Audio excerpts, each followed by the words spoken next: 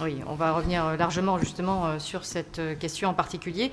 Donc sur aujourd'hui, les organisations humanitaires qui sont présentes en Libye. Alors d'abord, c'est vrai qu'avant le conflit, il y avait relativement peu d'organisations qui étaient présentes en Libye. Est-ce que finalement les organisations, qu'elles soient non gouvernementales ou institutionnelles, on va dire, est-ce qu'elles ont accès à toutes les zones? Comment ça se passe sur le terrain peut-être?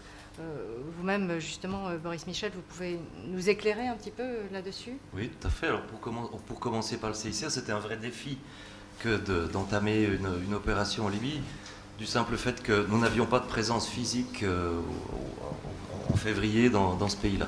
La Libye, pour le CICR, était couverte depuis la délégation régionale de Tunis, et puis nos délégués faisaient des allées et venues, nourrissaient un dialogue avec certains interlocuteurs gouvernementaux, notamment les militaires, pour parler des IH, un peu de travail avec la société civile.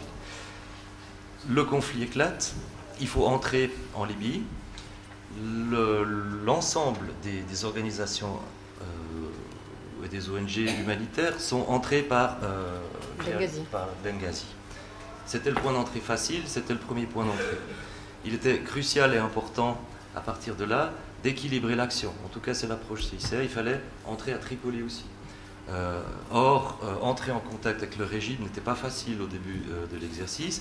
Et c'est vrai que le CICR a pu entrer sur invitation, mais après avoir créé ou suscité cette invitation-là, ou déjà avoir réussi à identifier les personnes qui devaient l'être, le CICR s'est fait inviter pour discuter. Et une fois qu'on a discuté, on a réussi à poser les bases de notre action et ouvrir un bureau à Tripoli. On a été les premiers à le faire avec MSF. On a été pendant longtemps les seuls à avoir réussi à faire ça, c'est-à-dire entamer un dialogue aussi avec la partie, avec le gouvernement de Kadhafi. Entre-temps, depuis Benghazi, effectivement, ça a été un peu la ruée parce que c'était facile, parce que c'était quelque chose qui n'était pas objet de négociation. On entrait et on déployait son action humanitaire.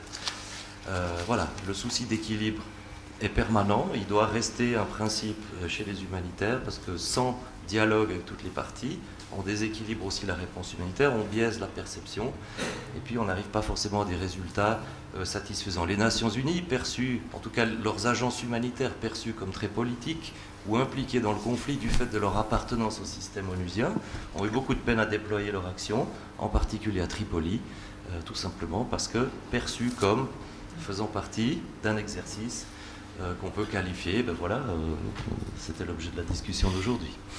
Alors justement, Rachid Lalou voulait intervenir, mais je voulais justement vous poser une question sur les ONG islamiques présentes aussi sur le terrain, donc en Libye.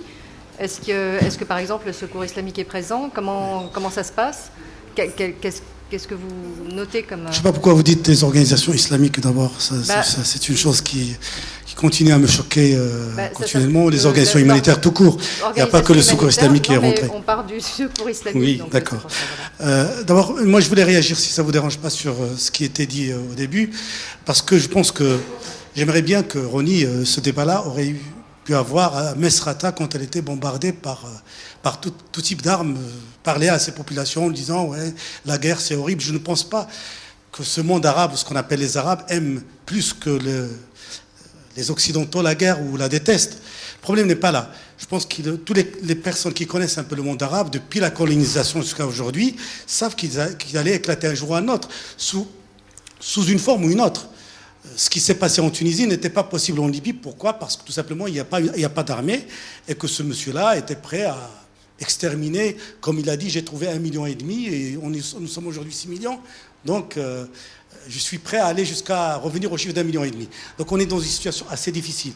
Le débat, il était très important chez les ONG. MSF a intervenu malgré tout. Est-ce qu'on n'intervient pas? On intervient, on n'intervient pas.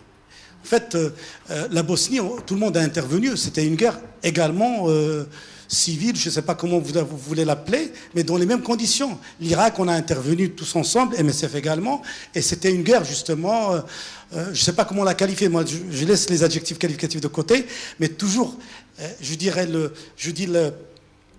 une urgence humanitaire est le fruit ou bien d'une guerre ou d'une catastrophe. Voilà. Alors, ce qui se produit aujourd'hui au monde arabe, pour moi, personnellement, qui est issu dans ce monde-là, ne m'a pas surpris.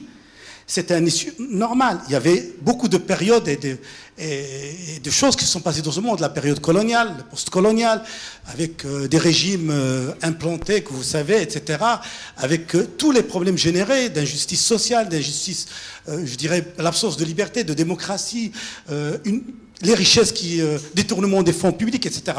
Ça allait éclater. Le monde arabe est un monde qui aspire également à avoir la démocratie, la liberté, je dirais, et tout ce qu'on vit ici, c'est normal.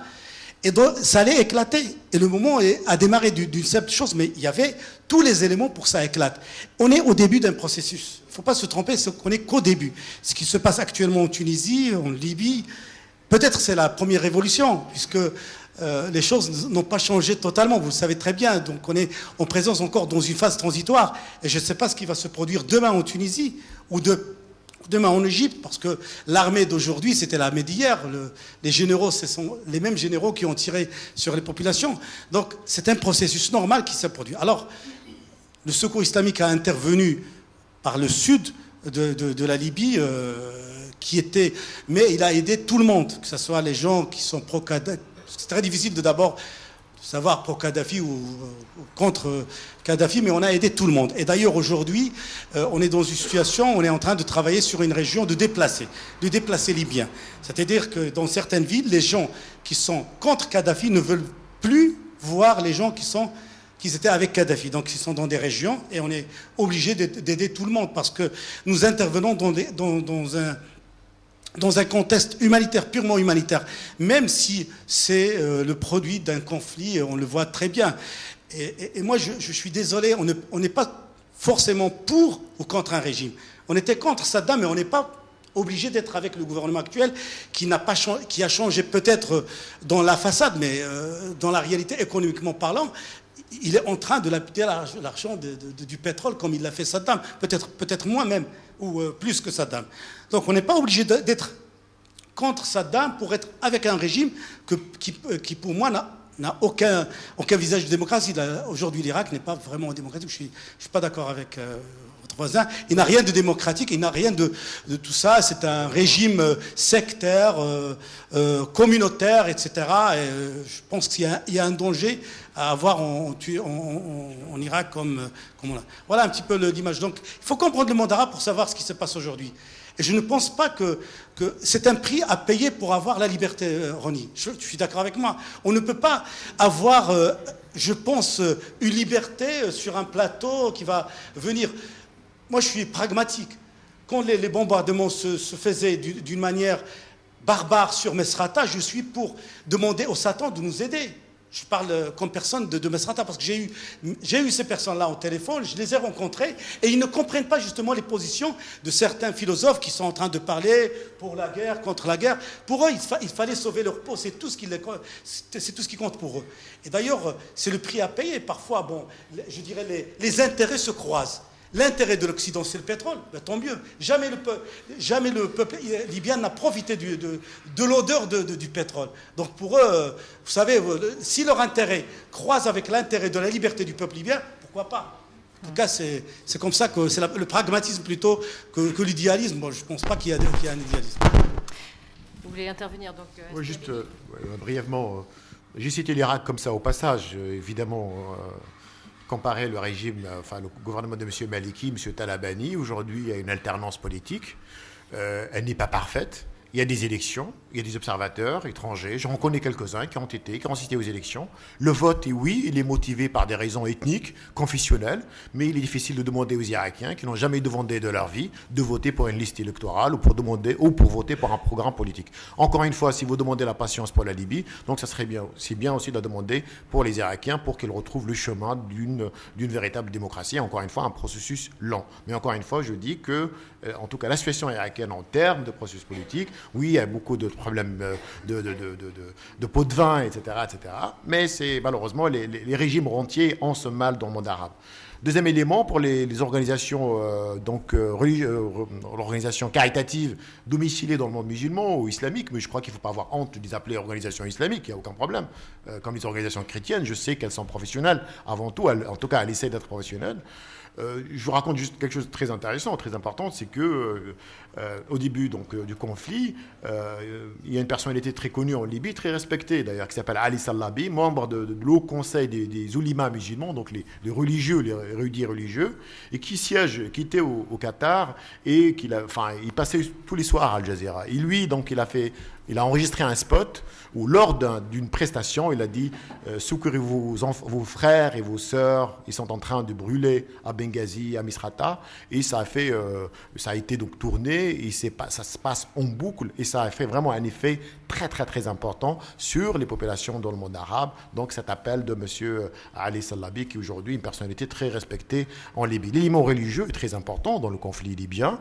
Le Croissant Rouge qatari était parmi les premiers. J'étais à Benghazi. Le Croissant Rouge aussi, des Émirats Arabes Unis, soit en utilisant la frontière égyptienne, et ensuite les Turcs aussi sont embarqués dans la brèche, et grâce à l'Alliance Atlantique qui a sécurisé, puisque souvenez-vous qu'il y avait plusieurs bateaux qui ont été empêchés d'accoster du côté donc, de Benghazi.